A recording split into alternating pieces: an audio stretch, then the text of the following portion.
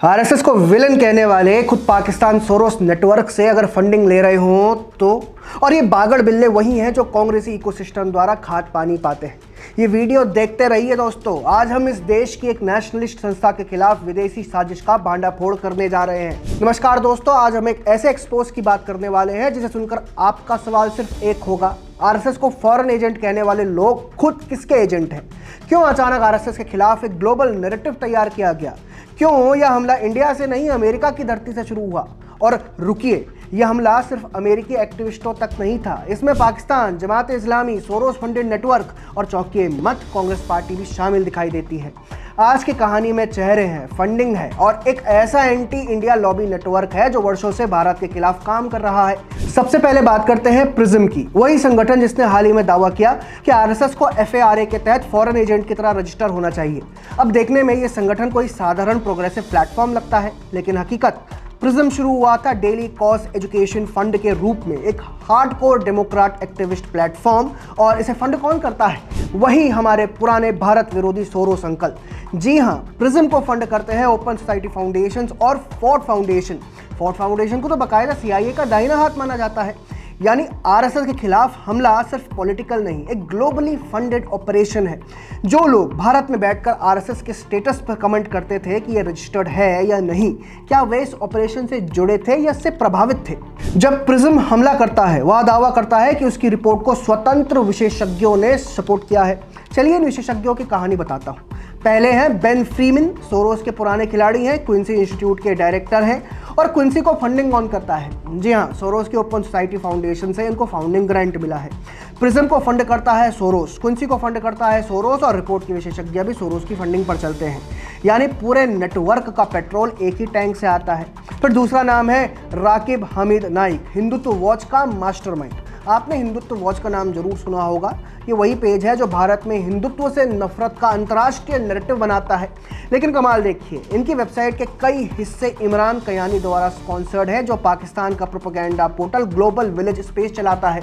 मतलब जो लोग भारत में अल्पसंख्यक खतरे में हैं का नैरेटिव चलाते हैं, उनकी प्लेटफॉर्म टेक्नोलॉजी तक को पाकिस्तान प्रोपेगेंडा फंड सपोर्ट करता है। और ऐसे लोग फिर आरएसएस पर एजेंडा फैलाते हैं। फिर इसके बाद नाम है औदरे तुर्ष्के का। अब भला इन्हें कौन नहीं जानता? Historian cum Aurangzeb apologist. Times and again Bharat को ये ऐसा राष्ट्र बताती है जहां मुस्लिमों को खतरा है, लेकिन उन्हें फेलोशिप मिली थी American institute of Pakistan studies से। उनकी फैमिली बैकग्राउंड भी मिशनरी कन्वर्जन से जुड़ी बताई जाती है। यानी प्रिज्म की पूरी credibility Pakistan linked activist, Soros funded experts और एंटी इंडिया अकेडेमिया, इन तीन पैरों पर खड़ी है। दोस्तों, प्रिज्म आरएसएस की कानूनी गतिविधि को खतरा बताता है, लेकिन अमेरिका में एनजीओस का एक नेटवर्क पिछले 10 वर्षों से भारत विरोधी लॉबी इकोसिस्टम बना रहा है, जो भारत के लिए बहुत बड़ा खतरा है।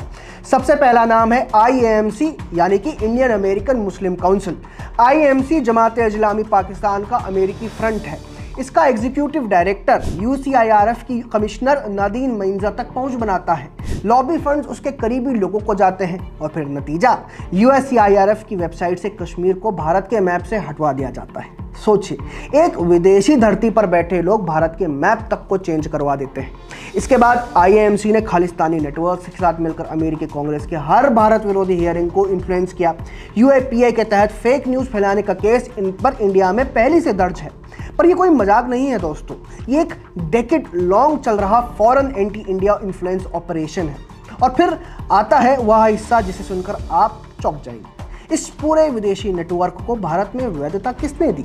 कांग्रेस पार्टी ने। सोनिया गांधी ने इनके इवेंट्स को शुभकामनाएं भेजी थी। हामिद अंसारी ने इनकी बैठकों में हिस्सा लिया। मणिशंकर अय्यर के पाक कश्मीर लॉबिस्ट से लिंक्स रहे और राहुल गांधी का 2023 का US store in IMC linked लोगों द्वारा कोऑर्डिनेट हुआ था।